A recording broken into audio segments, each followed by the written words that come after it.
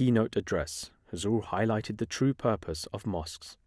It is essential to note that Muslims are commanded to build their mosques in the direction of the holy Kaaba, the sacred house of Mecca, and to worship towards it. Yet, it is not enough to merely turn one's physical direction towards the holy Kaaba. Rather, Muslims and their mosques must fulfill the objectives of the Kaaba, outlined in chapter 3, verse 98 of the Holy Quran, where it states that whosoever enters the sacred house of Allah enters peace. This Quranic verse means that a true Muslim, upon entering a mosque, shall himself enter a state of peace and, by fulfilling the rights and commands of God, prove a beacon of peace and security for others. All our mosques spiritually mirror the Holy Kaaba, wherein they serve not only as an abode of worshipping God Almighty, but are also a means of fulfilling the rights of mankind and establishing peace in the world. Just a few days ago marked the first anniversary of the war in Ukraine, and sadly, there is no sign of how or when the war will end. Nonetheless, this has not stopped certain political leaders from stating that once the war does end, Russia should be subjected to extreme sanctions and made to pay for its actions.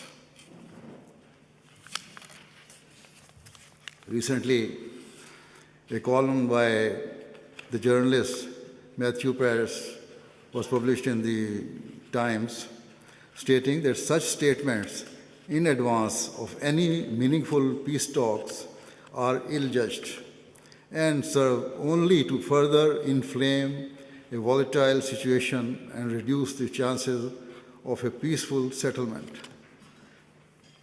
The columnist wrote that political leaders should be above seeking short-term media acclaim and recognize, as he puts it, that the words spoken now can cast long shadows across a future terrain of which we are still ignorant.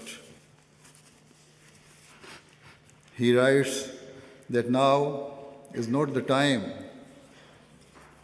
to speak of reparations from a defeated Russia or to call for Nuremberg-style war crimes tribunals.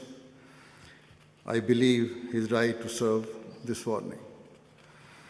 What incentive will Russia and its leaders have to cease hostilities if they know that their withdrawal will lead to their certain ruin? As I have said, Islamic teachings require for every effort to be made to bring peaceful solution to a conflict. For this reason, I believe it is essential to keep the channels of communication open and to strive to find mutually acceptable terms of agreement.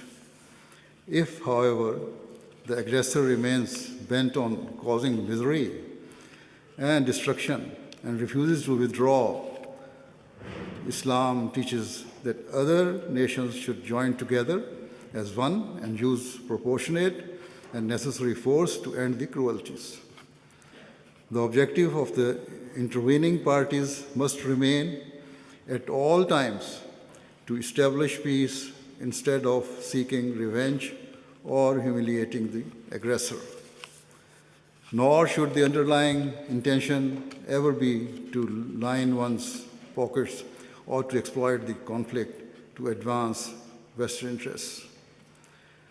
Otherwise, those who have been demeaned will undoubtedly harbor a sense of injustice and resentment. Such frustrations are bound to eventually boil over and lead to further conflict, and so the cycle of incessant violence will continue to rotate with ever greater fury. Regrettably, as the columnist noted, rather than acting wisely, certain leaders and officials are making statements or pledges that serve only to pour petrol on the fire. Instead of helping to end the war, their comments reduce the long-term chances of peace. The world is well versed in supporting victims and those suffering injustice, as is the case with the Ukrainian nation at this time. Yet, it may surprise you to hear that Islam teaches Muslims to help not only the victim of the persecuted, but also the perpetrator and oppressor. Of course, this does not mean you provide the aggressor with the means of freedom to inflict further cruelties. Rather, to help an aggressor means to stop them from committing further brutalities and injustice. Whatever wrongs are being committed by the Russian state, we must keep in mind the broader picture that if the war is not brought to an end, it will lead to a deepening global crisis with potentially catastrophic results.